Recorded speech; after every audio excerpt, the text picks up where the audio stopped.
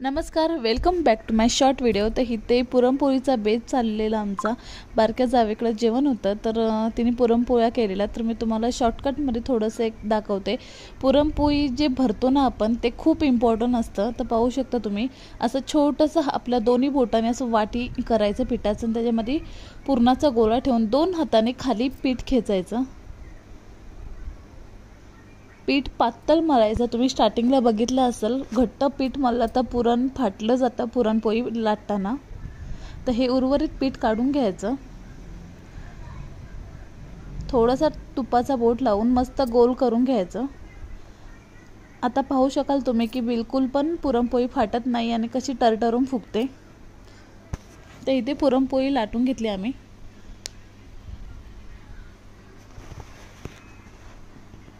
एकदम हलक्या हातावर लाटायचं, बिलकुल आपण जसं चपाती करतो त्या टाईपमध्ये नाही, एकदम हलक्या हातावर लाटून घ्यायची पुरणपोळी। एक बाजू 50% भाजून झाल्यावरती मगच उलटायची पोळी। तर पाहू शकता खूप छान टरटरून फुगलेली आहे। तर इथे तूप मस्तपैकी घालून घेतलेलं आहे, छान खमंग भाजून घ्यायची तूप वगैरे टाकून। पुरणपोळी म्हणल्यावर कटाच्या आमटीची आठवण नक्कीच येते। तर इथे आमचं जेवण तयार आहे।